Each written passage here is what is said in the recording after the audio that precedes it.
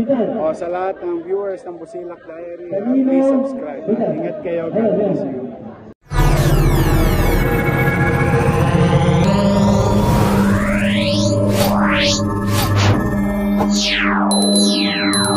Galing sa hirap, subalit nagsumikap ang magbabalik ng lingid at gloria ng lungsod ng Maynila. Ang Batang Maynila, ang nag-iisang Yorme Isko Moreno Dumagoso.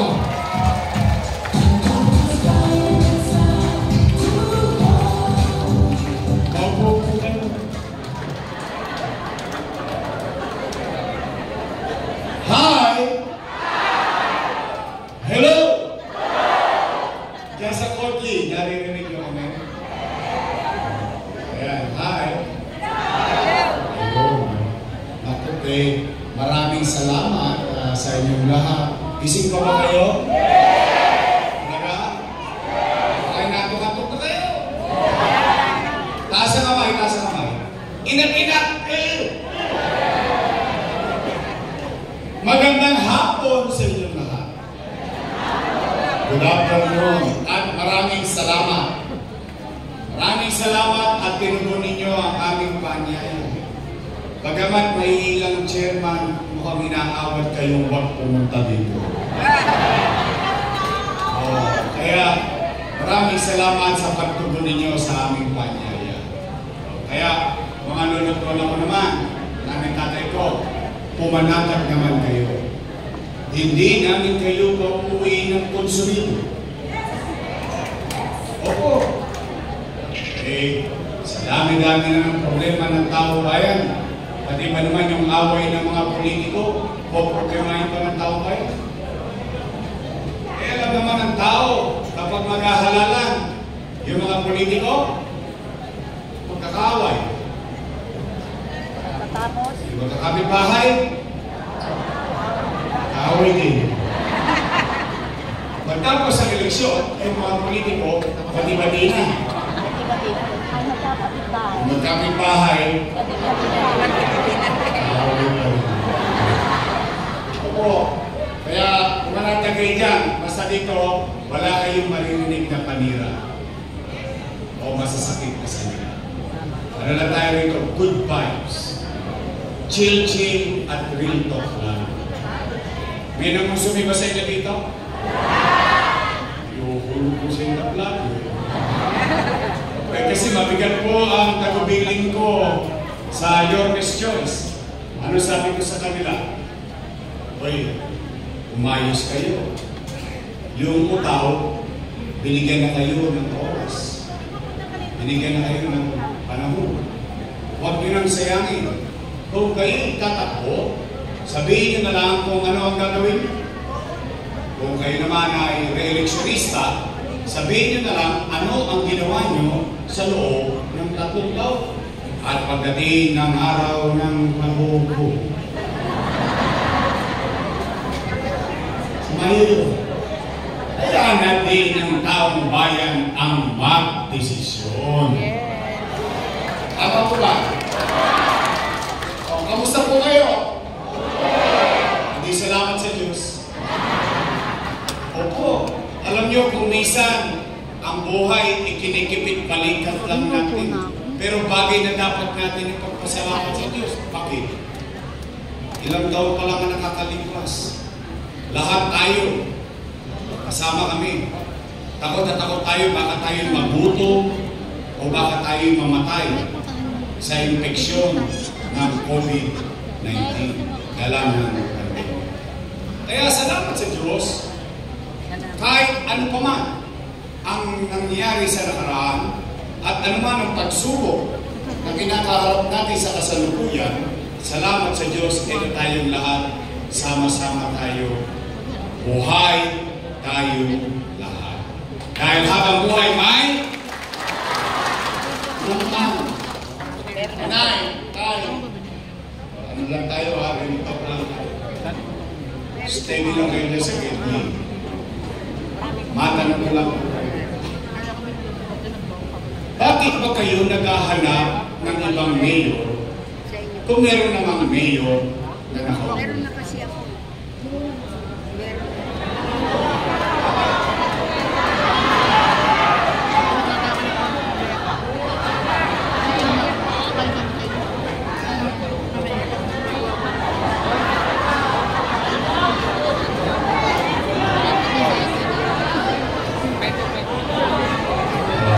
Easy, easy, easy, easy, easy. Ang puso nyo, nakatingin lang yan.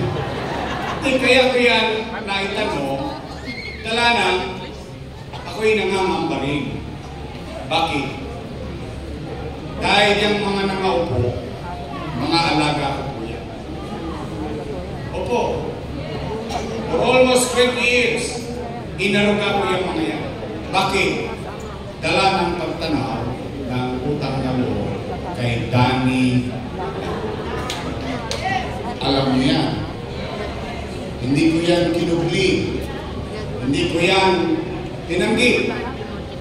At tayo mga Pilipino, hindi lang Manileño, hindi lang taga-Bacoor o Santa Mesa, bilang isang Pilipino sa mundo, isang tinatangos natin ng ilong, o ipinagmamalaki natin ang kaugalian, tayo mga Pilipino ay marunong tumanaw na at ang utang na loob ay walang katapusang bayaran. Tama po ba? Tingnan natin.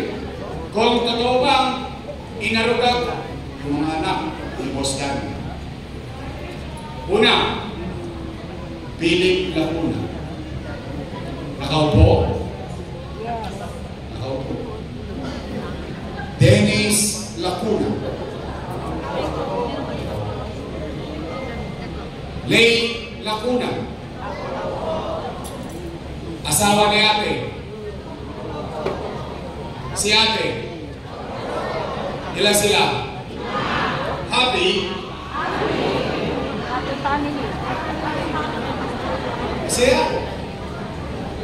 Masaya ako sa maliit kong kaparanan at sa tulong nating lahat, yung hindi na pagtagumpayan ni Boss Danny na pagtagumpayan ng kanyang mga anak.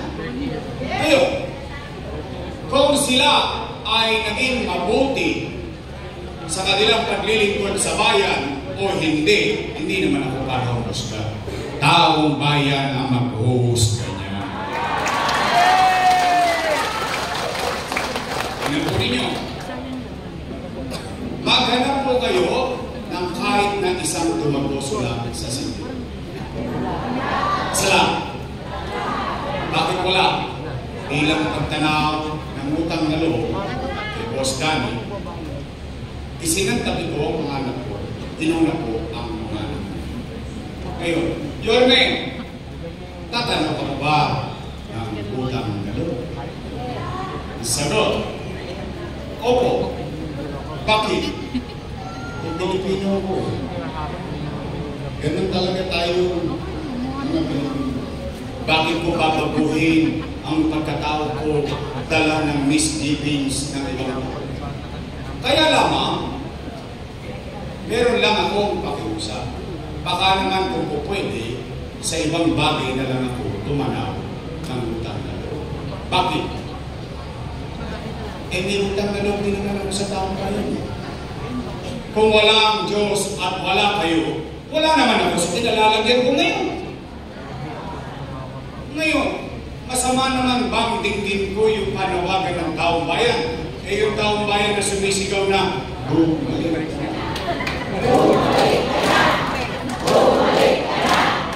Bumalik ka na. Bumalik ka na. Taong bayan na sumisigaw na bumalik ka na, ako sinigaw at wala na nabalik! Napanood mo? Oo, napanood ko din eh. Para akong asawang minalita yung damit ko, inabi sa pintuan, ko, huwag ka nang bumalik! Eh bakit sila natatakot? Bakit sila nangangamba? Bakit nila pinangungunahan ang desisyon ng tao bayan? Eh kung sila, ginampanan nila tungkulin nila ng ayos, wala silang ipangamba dapat sa tao. Tama po ba? Nagkakalit. Nalulungkot naman ako. Tay, ang katotohanan ng buhay, yung posisyon na yan, pag-aarihan ng taong bayan, at kami, empleyado lang ng mamamayan. At ang kontrata namin, 3 years. After 3 years, expired. Tapos babalik ko ulit sa taong bayan. Magre-report ko sa taong bayan. At pag nagustuhan ng taong bayan ng trabaho, i-renew ka for another 3 years. Tama mali? At ang katotohanan din kapag ito'y naging mabuti ng tungkulin mo sa taong bayan, ipopromote ka pa sa mataas na posisyon ng taong bayan. Naging ang ninyo, katulad ng akin. Ako'y nagsimula 23 anyos. Konsihal. 9 years. Finish or not finish, pass your paper. Ang ginawa ng tao. Ang mga taga-district 2, 3, 4, 5, 6 at ng aking distrito. Ginawa ninyo akong vice mayor. Vice mayor. 9 years. Finish or not finish, pass your paper. At ginawa ninyo akong inagagalit. Ang tatalayin. Hindi ko maintindihan eh. Noong araw, panay ang papuri nila sa akin. Noong ako'y may halaga pa sa politika nila. Ba't naman ako'y hindi magdaramdam? Wawaglit lang ako na wala. Binago-bago na nila. Ang akala ko, ewan ko kung akala nyo rin, kaya nga natin sila iniloto, dala na kung kanina simulan natin, itutuloy na lang nila. Tama ba? Mapaglit ako na wala'y binago-bago na. Partikular, anong binago nila? Patungkol sa senior citizen.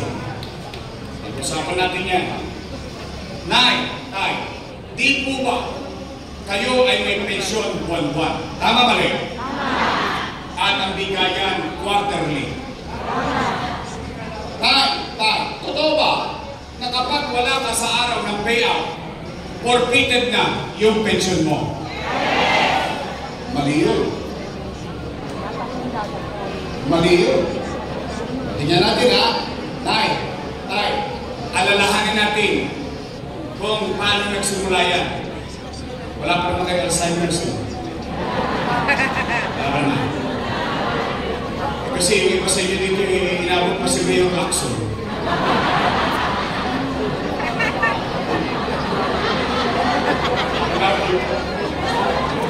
O sige, Villegas na lang. Anong ibig ko sabihin? Sa dinami-dami na nagdaang mayor sa lungsod ng Maynila, sa hinaba-haba ng pamumuhay nyo sa Maynila, first time kayong bumoto ng batang mayor. Dati ang binoboto ng mga taga-Maynila na mayor yung konti na lang ang birthday. Totoo naman. First time. You took the risk. You gambled to elect a young mayor.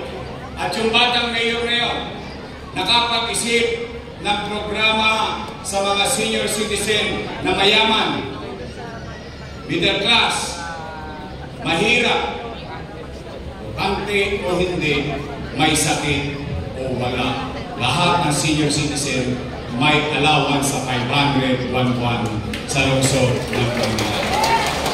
Tama po ba? Okay. Anong sabi ko? Tay, pumanatag kayo. Pag hindi mo nakuha yung first quarter, sa susunod na quarter, doble ka. Tama mali? At sabi ko, Tay, pag hindi mo nakuha first quarter, second quarter, pagdating ng third quarter, triple ka. Tama? Ano ba sabi ko? Mga lola ko, pumanatag kayo. Pag hindi nyo nakuha yung January hanggang Nobyembre, pagdating ng Disyembre, maglulubi-lubi tayo. Lubi-lubi. Enero, Febrero, Marso, Abril, Mayo, Junio, Julio, Agosto, Septembre, Octubre, Nobyembre, Disyembre,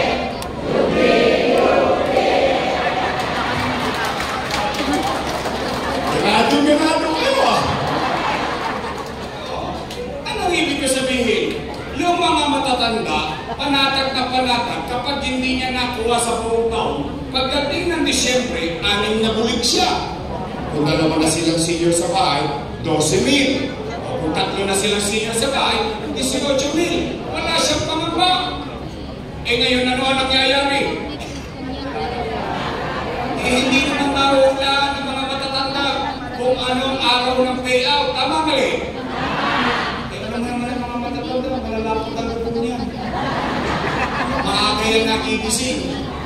O pagkagising niya, dahil sa takot, saan niya pupunta? Chairman, balita. Alaws pa, nay. Sawi, uwi. Tulong. Gising ulit bukas sa baga. Uy, Chairman, ano na? Lolo, wala pa. Eh, mamalas-malas mo. Yung matanda, tinawagan ng apo. Lola, Lola, namimiss ka na namin. Pasyalan mo naman kami dito sa Bulacan. Lolo, Lolo, namimiss ka na namin. Pasyalan mo naman kami sa Cavite. Yung pobre matanda, walang nagawa. Apo yung tumawag. Nagbakasyon. 2 days after, balik ng Guadalcanal. Chairman, ano na? Naku na, nagkabigayan kahapon, wala ka.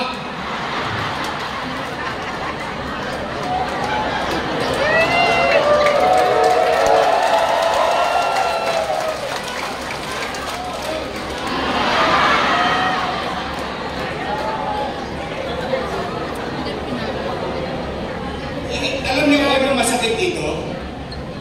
Lilimanda ang piso, pinagtagamot pa natin. Sa totoo lang ha, hindi ko pinamaliit yung 500 piso. Pero realistic ako. Subukan nyo magkalimanda. Simula rito sa market, umuwi kayo sa Santa Mesa, hindi na yung 500 nyo. But it's not about the money. It is not how much it is. It is the program. In fact, yung iba sa inyo may 500 naman dito eh. Sa totoo lang, real talk lang. Kaya lang, alam mo yung itinatangos mo ng ilong, nung iniyayabang mo sa sarili mo, sa tagal-tagal ko namuhay sa Maynila, ang tagal-tagal ko na nagbabayad ng milyar, ngayon lang ako nakaramdam na pinagmamalasakitan ako ng gobyerno. Mahal pa pala ako ng gobyerno. May bilang pa pala ako sa mata ng gobyerno. That's the purpose of it. Giving value, importance to our elders. In fact, yung iba nga sa inyo dito, pinagagalitan pa ng anak eh. Nay, huwag ka nang pumila dyan ng init-init. Baka may stroke ka pa, 1.5 lang yan. Ako na magbibigay. Ano sagot na maganda? Ayoko ng pera mo, gusto ko kay Yorme.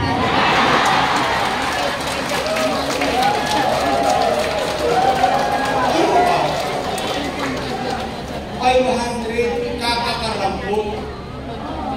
Kaya lang, hindi ko maintindihan bakit kailangan baguhin pa. Bakit kailangan pahirapan pa? Unay, tay, totoo ba? Yung sinasabi nila, wala na raw din daw yung gatas na insure. Wala na? Totoo bang pinalitan ng listing ko? Kailangan ko tanongin ko, pare-pareho sa puti. Talagang galit sa inyo. Pinainan ko kayo ng gatas para lumakas kayo, pinigay sa inyo, diabetes. Tay, totoo ba? Wala na rin yung brown rice at black rice. Alam niyo ba yung story ng black rice? Napagalitan ako ng matanda dyan.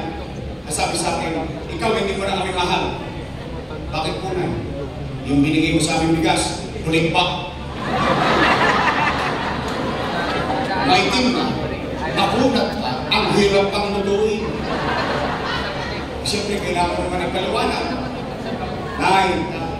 Yan po ang pinakamasustansyang bigas at pinakamahal na bigas sa buong mundo. Tay, totoo ba? Yung cake naging cupcake. Promise? Totoo talaga?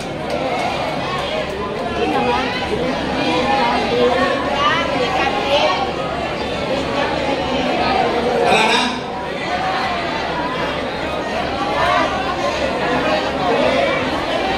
Sino hindi nakatanggap na karang taon? Ngayong taon?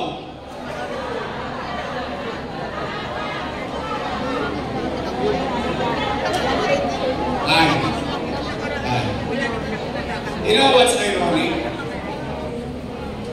The irony of all these things, lahat yan ang ginawa ko sa matanda.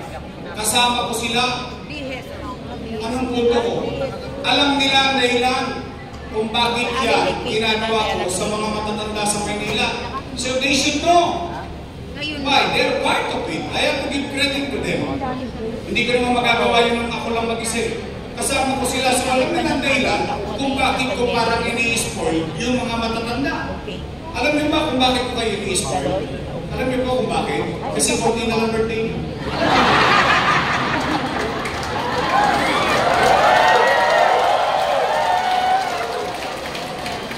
Bakit pagkakaroon kayo pinag-uusapan, kinakabahan kayo? Kaya magkalala dyan. Una-una lang yan. But kidding aside, tama yung sinabi ni Chichi. Nung bata kami, malambot ang puto namin. Matigas ang puto nyo. Inalagaan nyo kami. Ngayon marurupot na puto nyo, matigas ang puto namin. Kami naman na mag-alaga sa inyo. Katulad sa bahay, ito na lang eh. Alam mo ikaw yung bata? Tapos pag nakikita mo yung matanda, umingiti, nagigilid, natutuwa. Sa totoo lang, minsan, nasasaktan lang din ang kalooban natin sa mga anak natin eh. Ako, tatay din ako. Ginagawa na nga tayong istante sa loob ng bahay. Eh, dumating, dumaan, parang kang hindi nag-i-exist. Buhay ka pa, mukha ka ng kaluluwa. Anak, nandito ako, good morning. Ano ba? Pero ito yung gobyerno na gusto mong iparamdam sa lahat ng matanda na mahalaga pa siya, na pinagmamalasakitan pa siya, na may bilang pa siya sa lipunan.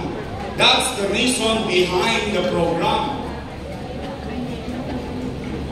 Parang namumutla kayo.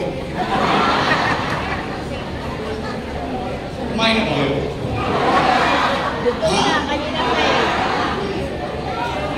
Di ba kumakain?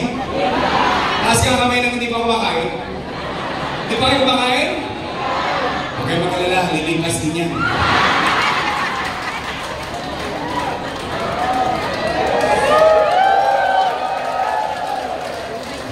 Sige! Tay! Tay! Ano na ko? Umuwi kayo ng busog ng pag-asa. Sa pag-asa man lang nabusog kayo ngayong araw ito. Sabihin ninyo sa inyong mga anak, pamilya at kaanak, may awa ang Diyos. Sa tulong ninyo, nakabalik tayo, ipabalik ko ang lahat ng nawala sa senior citizen.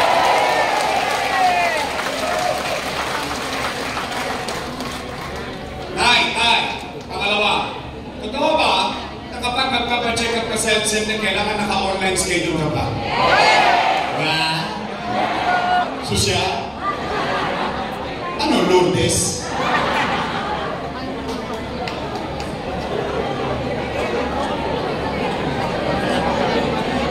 It doesn't make sense. Tay, di ba nag-real talk tayo? I have to give where credit is due. Noong panahon ko, at hindi ko lang panahon, pati panahon ng sinundan ko, si Hera, si Alfredo Lim, si Lito Atienza, si Mel Lopez, si Bagachin, si Villegas, si Lacson, lahat ng sinundan kong mayor, magpasanggang akin, ang tao bayan kapag pupunta sa health center, 1-2 sawa. Anytime na gusto niya magpa-check up, pwede siyang pumunta sa health center. Tama, mali? Why change it? Dito. Tay. Diyan yung mahalaga na ang leader, hindi niya nauunawaan ang kanyang nasasakupan. Bakit? Ba't ko nasabi yan? Tay, pasensya ka na. Ikaw ang nasa. Anong pangalan po ninyo? Nanay Helen. Sample lang to, Nanay Helen. Hindi to mangyayari sa inyo. Just for the sake of conversation. Halimbawa, si Nanay Helen, isang araw, hinahapon.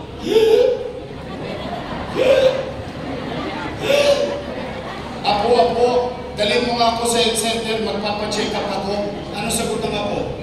Tumigil ka, Lola, ha? Wala kang online. Pero ngayon wala na. Ano nangyari kay Mami Helen? Paalam na. Doesn't make sense eh. Nine. You know, yan ang problema dyan sa online. Bakit? Una, anong kailangan mo sa online? Cellphone. Libre ba cellphone? Toskas ka. Pangalawa, anong kailangan mo? Load. Libre ba load? Toskas ka. Pangatlo, at higit sa lahat, hindi ka marunong mag-online.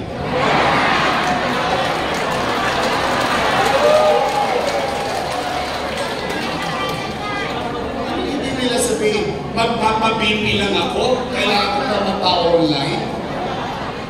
Kaya ang pinakamasakit na sitwasyon ang nangyayari sa iyo, sa ganung sistema, ito bahay mo. Di ba, health center nasa komunidad? Ito bahay mo, katabi mo, health center. Isang keyboard ka lang, magpapabibi ka, kailangan naka-schedule ka pa.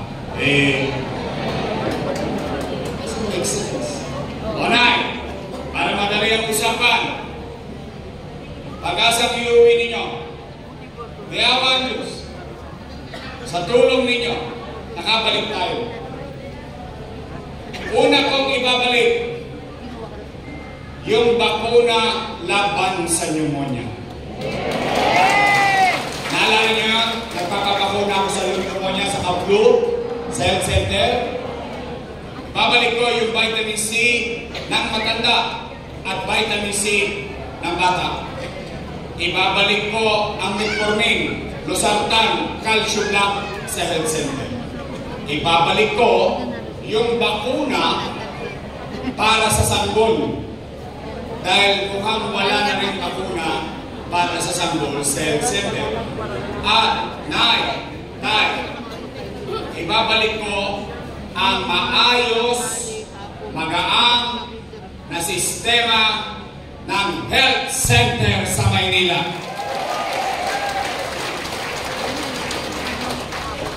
Pangatlo, pero kayo sasagot nito. Kasi pag sa akin ang galing ito, bias. Nangako ko sa inyo, walang siraan. Kaya kayo ang tatanungin ko. Kung napapansin nyo ba, yung napapansin ko din. Mga lolo ko, mga lola ko, napapansin niyo ba parang dumudugyot ulit ang Maynila?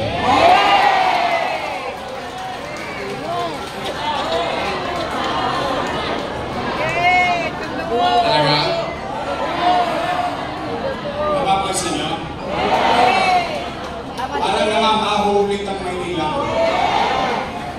Parang ang dami na naman tulong sa Maynila. You know, ang sinasabi ko nga, bakit kailangan palitan o baguhin? Hindi pa ako mayor. Tuwan-tuwa na ang taong bayan sa Yunel since 1992. Bakit? Dahil yung truck ng Yunel nakapapasok sa eskinita, sa looban, tama ang dating, tama ang oras, tama mali? Kaya nga natalo si Mayor Mel Lopez eh. Ngayon nakakalam nito. High school ako nito eh.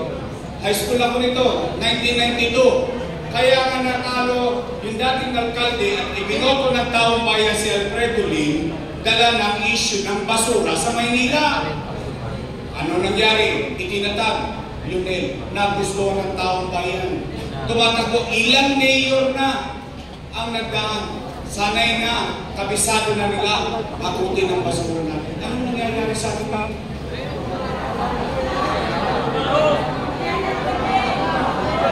Kaya nga ko, bakit kailangan baguhin? Itutuloy nyo na lang eh. Bumalik pa tayo sa dekada 80. Yung problema natin dekada 80 nararamdaman natin eh. Alam niyo yung problema ng sanidad? Ang sakit na dulot nito ay walang pipiliing edad. Walang pipiliing katayuan sa buhay. Lahat posibleng magkasakit sa tambak na basura. Nay, tay, yan basura. Ngayon ito, lalabing 7 lang ang syudad ng Metro Manila. Tingnan nyo, pangilan tayo. 17 out of 17. Tinalo pa tayo ng Pateros. Ang Pateros ay munisipyo. Ang tindalang doon, Balog, Penoy at Tidlo. Pang-17, nasa laylayan, ano na yan? This is economic growth. Naalala niyo nung ginawa niyo kung mayor, we are number 16. Before I left, we became number 3 in Metro Manila. Kanino galing ito? Sa akin? Hindi po. Ayan o. Philippine Statistics Authority.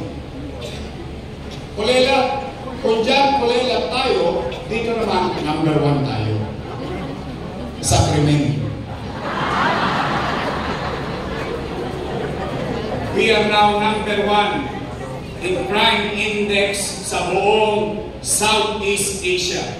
Not Philippines, but Manila. Tingnan niyo po, mga syudad yan sa Southeast Asia. Anong ibig sabihin ng numero na yan? Kaliwat kanan na naman ang patayan, snatching, holduping, droga, krimen. Nawala yan eh.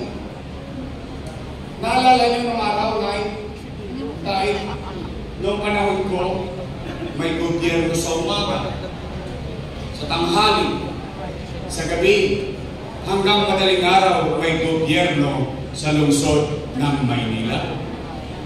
Naalala niyo ba ng panahon ko na ang gobyerno ay mabilis kumilos? Tanong, nami-miss niyo na ba ang gobyernong mabilis kumilos? Gusto niyo ba magkaroon ulit ng gobyerno 24 oras sa lungsod ng Maynila? Tay, help me make Manila great again. Pangapat at panghuli para uwi na.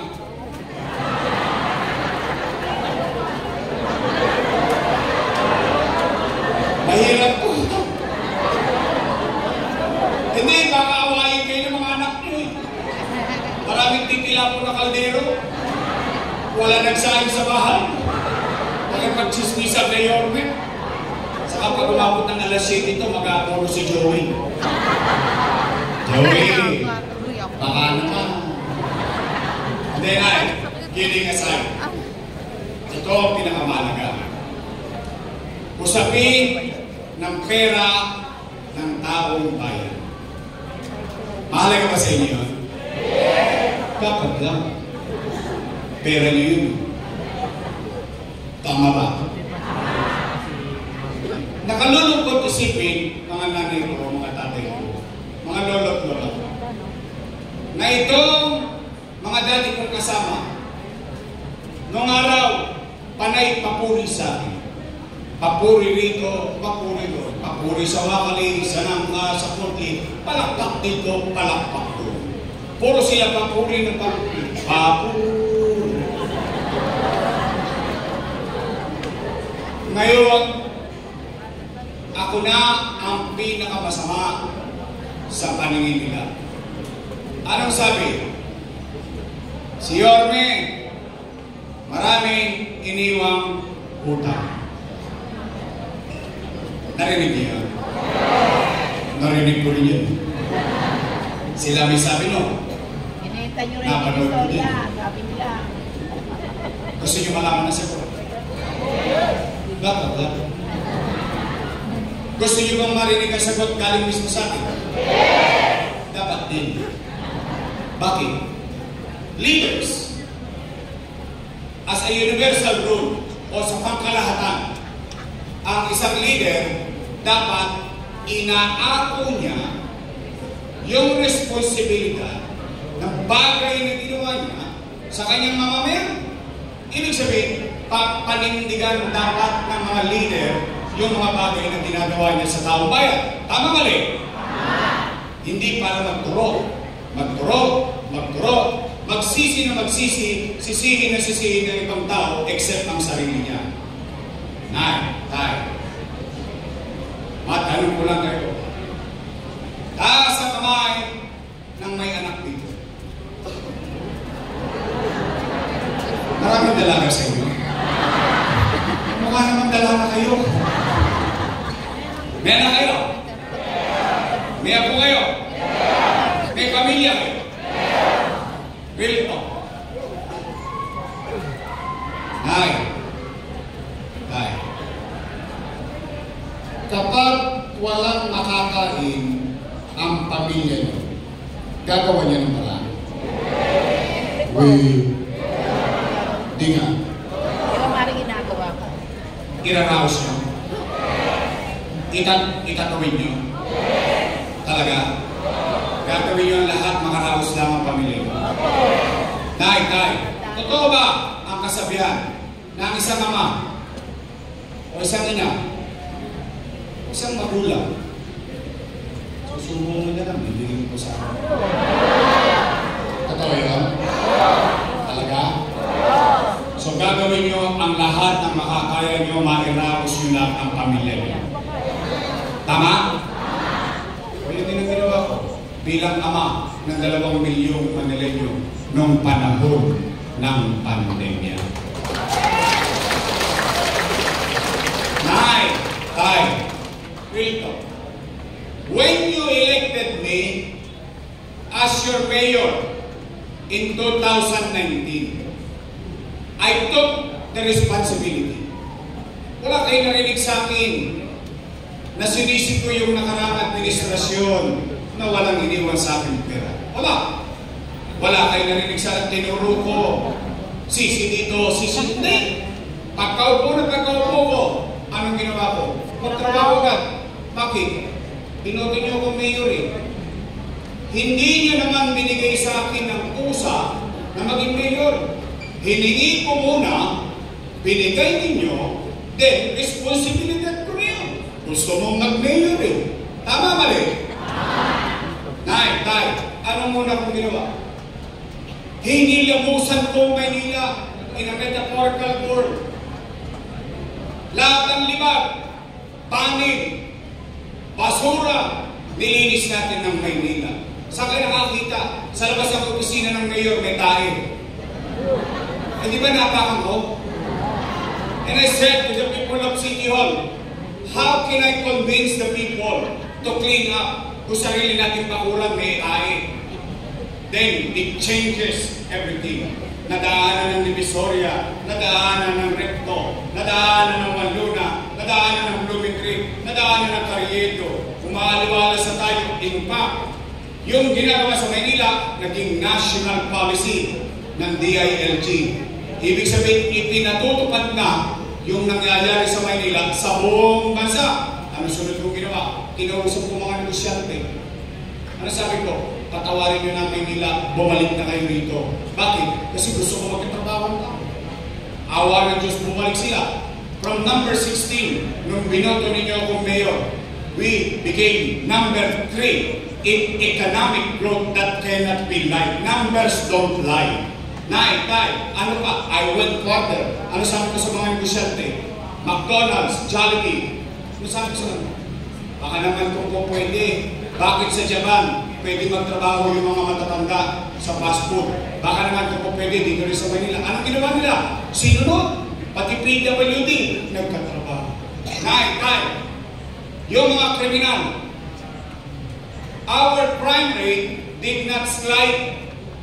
It died. Bakit? Bakit bumagsak ang krimen? Ano sabi ko?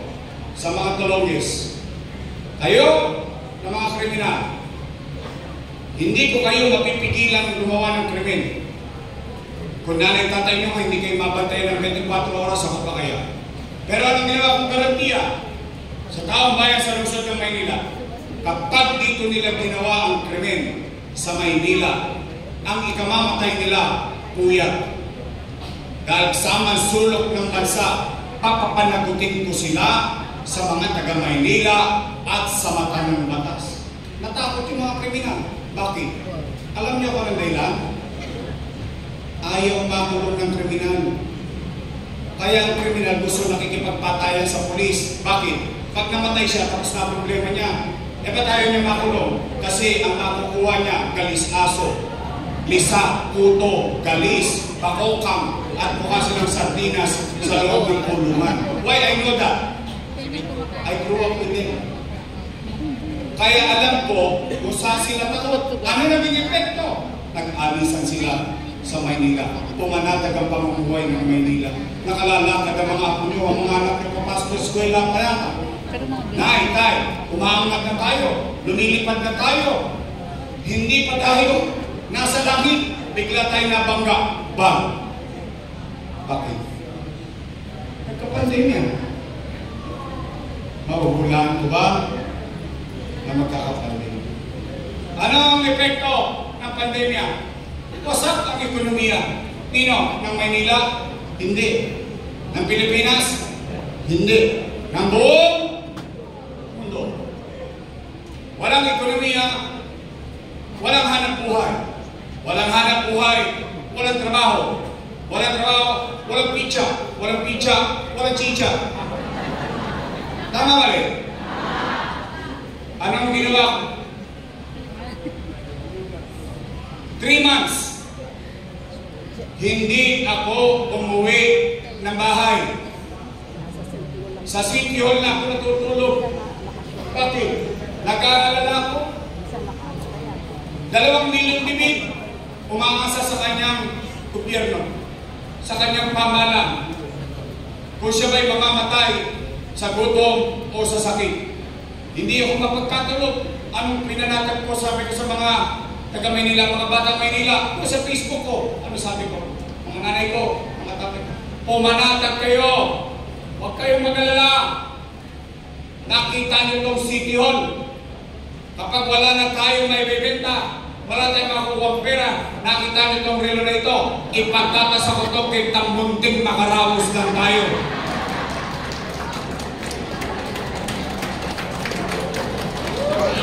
And I said that.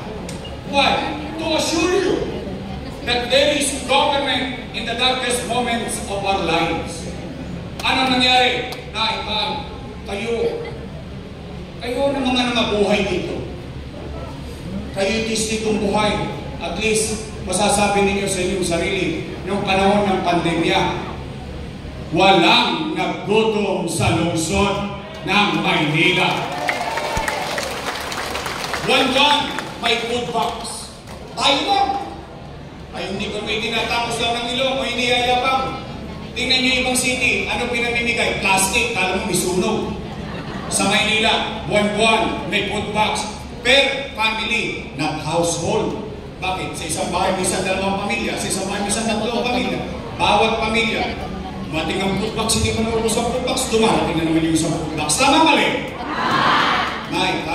India, nagkakaubusan ng oxygen. Pilipinas, nagkakaubusan ng oxygen. Maynila, tangke-tangke.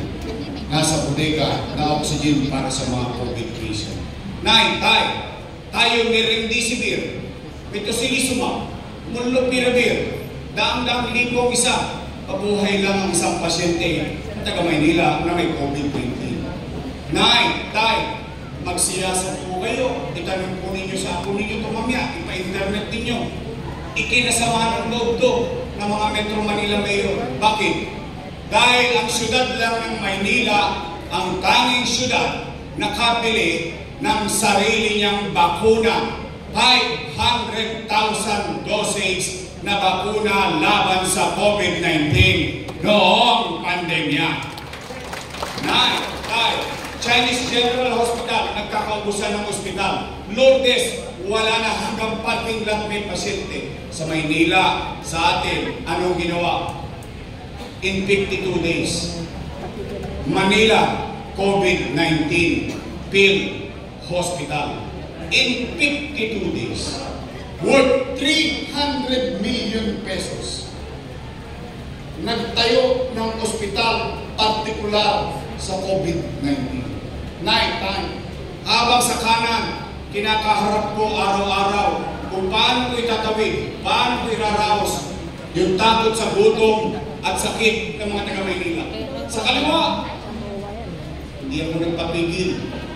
Nang ano? Pinangako ko sa inyo. Ang alin? Ang itaguyod ng Maynila, yung pangarap natin.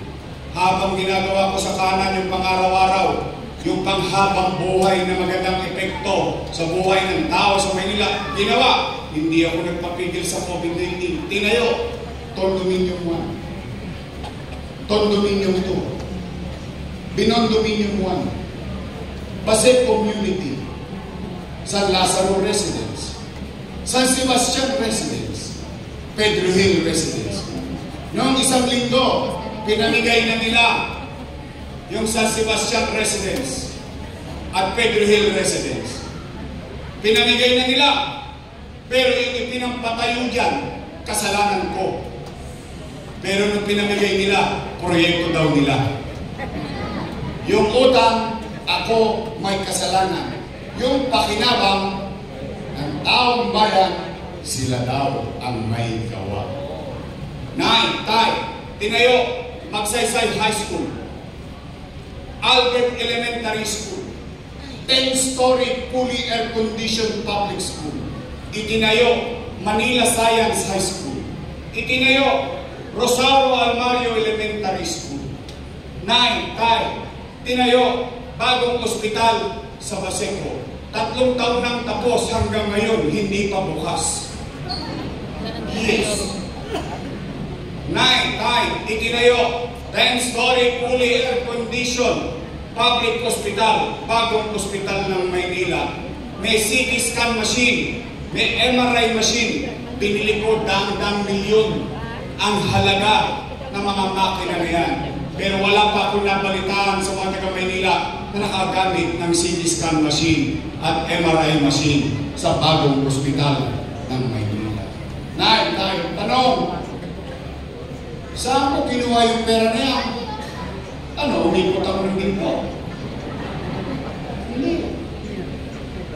Bilang isang ama, bilang isang ina, gagawin mo ang lahat, mairaos mo lang ang pamilya mo, mabigyan sila ng magandang kinabukasan. Yorme, kanino ka ba nangutang? Kaya ibalik na natin si Yorme. Sa gobyerno. Ha? Ang labo mong makausap. Amerika nangutang, Pilipinas nangutang, ikaw nangutang sa gobyerno din? Opo. Ano? Sino may-ari ng Land Bank of the Philippines? Kaya nga. Gobyerno. Sino may-ari ng Development Bank of the Philippines? Mga tao. Gobyerno. Madalit salita, ang ganda sa Podly. Imukwestra ko para mas madali natin mga babae. Itong ulo ko, hanggang pa, yan ang buong gobyerno. Dalawang bulsa, isa sa bakali, isa sa mga. Sa kaliwa, National Government Financial Institution. Nasa loob, Land Bank of the Philippines, Development Bank of the Philippines. Sa kanan, City of Manila.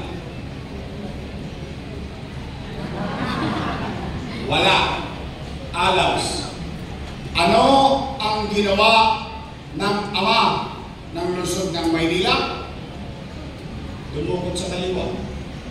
Inilagay sa kanan para makaraos ang batang Maynila.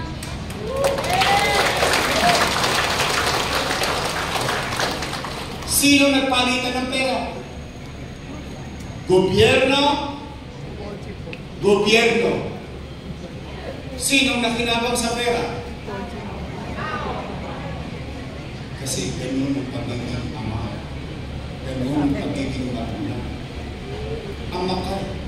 Unless ayaw mong tawagin anak ang mga nasasakupan mo o wala kang pagtingin tulad ng isang anak sa iyong nasasakupan. Dahil ang magulang, tulad ng sinabi, susubo mo na lang, ibigay mo pa sa anak. O yun daw ay mali. Mali! Mali! Hindi. Sabi nila. O, sakyan ko sabihin nila. Sakyan ko kung yun po, nay, tay ay mali, edi mali din sila. Bakit? Kasama ko silang gumawa nun eh. Sino po ba vice mayor ko nun? Oh, mali pala eh. Eh bakit ninyo inaprobahan? Bakit ninyo pinayagan sa Museo ng Maynila? Eh bakit kung araw ng bigayan ng food box, nakangiti sila, palakpak pa silang palakpak, nakikiabot pa sila. Ngayon, mali na lahat yun. Ngayon, mga nanay ko, mga tatay ko, at least, ako, sa totoo lang, kung yun ay mali, ito ko, ipako niyo ako sa krus. Pero isa lang ang masasabi ko sa inyo lahat dito. Ako makapaglalakad sa Bimapa, sa Stop and Shop, sa Teresa, sa Guadalcanal, o sa buong Santa Mesa, buong Maynila. Isa lang masasabi ko. Salamat sa Diyos. Ito tayo, makakasama tayo rito sa market. Buhay tayong lahat, nakarapos tayo.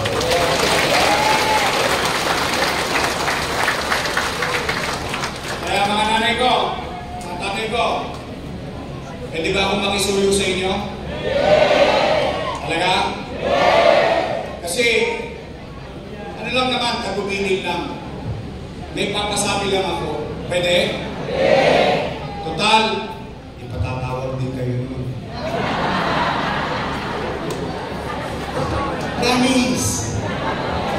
Kung tayo, para naman maliwanag ang usapin. Dahil hindi naman tungkol sa amin, tungkol sa buhay nyo. O, tay, pag kayo karap na nila, malamang may sasabihin na naman, kasalanan ni Isko, si Isko may mali, si Isko sinabutay, si Isko lahat ng nagawa ng kapalpakan, utang, puro utang. Malamang po, yun po sasabihin nyo. O ngayon, ito naman ang pinasasabi ko, pwede ba makisulo? Pwede ba pakisabi nyo sila habang sinasabi utang? Ay! May pinasasabi si Yorme, pag sialis na raw kayo dyan, si Yorme na lang ang magbabayan. Pwede? Pwede. Promise? Promise. Sasabihin nyo? Yes. Oh. After everything said and done, ngayon, matanong ko kayo, gusto nyo pa ba akong bumalik? Yes! Bakit sinachawag-chawag na lang ako?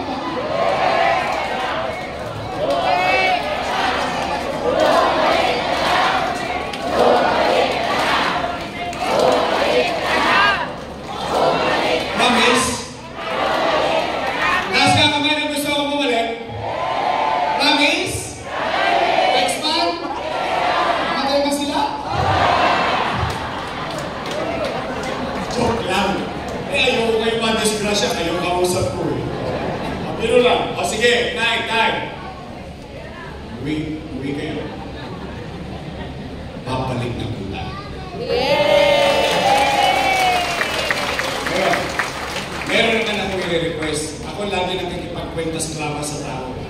Yung nalabanan kita, anong obligasyon mo bilang mamamayan, anong obligasyon ko bilang tao ng gobyerno. Para laging kwentas drama. Tay. Ako naman, ang pakiramdam ko lang, hindi pa naman ito pakwal. Hindi pa ito pax. Pero, malaki ang duda ko, wasak na yung gobyerno. Bakit ko nasabi yun? Ito yung basura, hindi mahapon, gobyerno ka. Tama ba? Ngayon, if there is one thing guaranteed to each and every one of you, umanatag kayo, nagawa ko nga dati, hindi gagawin ko lang ulit. Tama ba? Tama. Kaya lang, meron kayong dapat gawin. Dahil may sikreto yung tagumpay nyo. Kailangan ko ng mga kasama. I, for one, cannot do it alone. Kung gusto nyo mabilis na gobyerno, pwede ba ako mag-request ng isa? Isa lang ang request ko, wala nang iba. Yung lahat ng problema, hayaan nyo na, kakargoyin ko na lang. Loobin nawa ng Diyos, bigyan ako ng kasapangan at kawan at lawak ng isipan. May raos ulit, mabangon ng Maynila. Isa lang ang request ko. Pwede? Straight? Uy! Ay! Ingat kayo sa sagot! Baka mamaya mga politiko din kayo. Hindi nga. Ay, sa tamesa! Bakit? Sisingilin ko kayo. At tapos ang eleksyon, bibili ako ng dibidendaso. Bubuksan ko yung gitna niyan. Titingnan ko kung may prueba ba. Aba, nagtotoo yung 6th district ka. O nagtotoo kayo sa pangako nyo. After election, ako singilin nyo. Promise? Promise? Go, Mercado! Kate Marasiga! Rosian Elmer Lopez-Mar! Christian Glorioy! Aloy Walter Casaneda! At yung kasinidad nyo.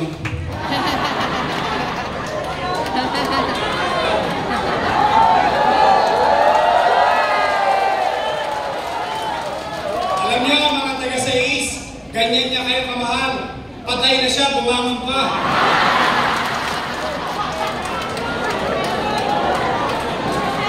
Di ba sa Batang Quiapo, pinasabog niya siya? Ano ba ba mo? Pinasabog ka na? Ganyan niya kayo mga kamahal. Bumangon ulit. O pero ito magaling na musyal. Mabait. Napagmalasakit. Senior ko pa to ha. Nauna pa sa akin to. Proud lang ako kasi kapwa ko artista. Pero siya yung artista na seryoso sa pag-ibig. Mahali ko siya. Lo! Veloso! Tay! Total! Nandiyan na yan. Di ba kayo nagsasawa? Sa congressman nyo? Ako na yan. Ito, tinapin ko lang. Ako po yung maraming kasalanan. Sa buhay. Hindi naman ako perfecto. Si Jesus lang yung laging perfect. Hindi naman ako palasimpa. Isa po sa kasalanan ko sa buhay. Ang hindi nagsisimba ng regular. Pero, araw-araw naman ako nagdadasal. Kasi sabi ng nanay ko, ang Diyos daw, pwede mo makausap kahit anong oras, kahit nasaan ka, humingi ka ng tama, pasalamat ka. That's the way I was brought up by my mother. Kaya takot ako kay Mama Mary, takot ako kay Jesus. But, may sinasabi ang mga matatanda. Ito, laging sa matanda ko itong narinig. Ano sinasabi ng mga matatanda? Mag-iingat kayo sa bulaang propeta. Ito ba yun? Sinasabi ba ng mga matatanda ko? Yung pala, nasa Biblia yun. O, nasa Biblia pala yun. Ano? Mateo 24:11. Lilitaw ang maraming bulaang propeta. At marami silang maliligaw. Anong punto ko? Any John, Rose, and Mary, Filipino, at right age, read and write, pwede maglingkod sa bayan. Yan ang karapatan ng bawat isa. Kaya lamang, ang ayaw-ayaw ko lang, pag ginagamit ng simbahan, o siya, pastor, bishop, yun pala, para tumakbo congressman. Sa akin, nandiyan na yan, aboto na siya. Ang problema, mas busy sila ipako sa krus yung kalaban nila sa politika sa Congress. Imbis na dapat maging abala sila kung sino distrito ang re-representa nila. Tama mali? Nay, nandiyan na yan. Gusto niyo mabago yan? Pagpahingin na natin si Pastor. Ha? Pwede? Ating Congressman Joey!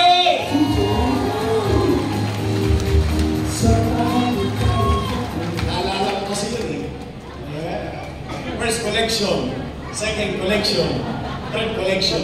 Huwag kayong magalala. Alay natin to sa taas. Iahagis ko. Lahat ang babagsak, akin. But kidding aside, it's up to you, mga nanay. Tay, eto, Yung vice mayor ko, may asin pa. Super Ay, ganda. mukha lang naintindihan. Naintindihan nyo na. Ako rin sa puto is. Siya po ay graduate ng LaSalle, Political Science. So it means she understands how to be presiding officer of the City Council. She should know. Tinapos niya yun. Plus the fact that siya ay anak ng dating vice mayor, naaral siya sa takbo ng pagiging presiding officer. At tingin ko naman, graduate ng LaSalle. Type ko lang siya. Ako graduate ng Ateneo. Ateneo de Tondo. Ang ating Vice Mayor, G. Atienza.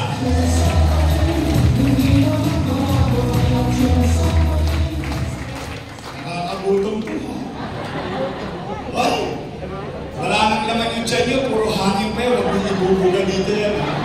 Manay, tay, naalala niyo ba mga pangalan nila? Baka makalimutan ninyo. O sige, pagdating ng araw ng pag-ukom. Mayo. Total, dalawang grupo lang naman ang pagpipilian nyo. Unang grupo, Yormes Choice, matamis. Kabilang grupo, Ladies Choice. Alam ko may sabi nyo.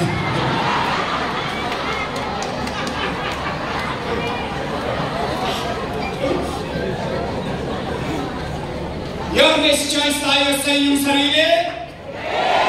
Sa inyong pamilya? Sa inyong kaanak?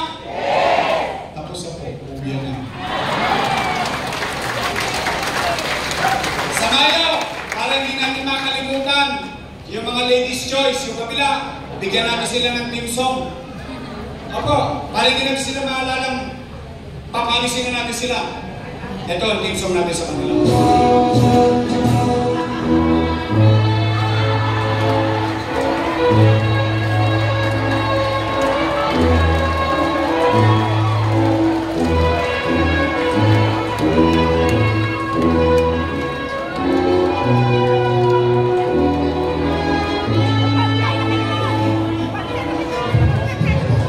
Graduation. Nag-graduate na natin lahat yung mga yan. Pwede? Okay, uwi na po. Mag-iingat kayo. Maraming salamat.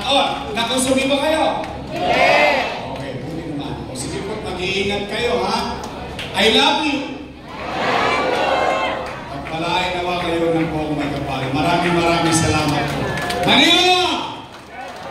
God first. Thank you. Maraming salamat po, Yorme Isko Moreno Dumagoso and Vice Mayor Chi Atienza at abong Yorme's Choice ng Distrito sa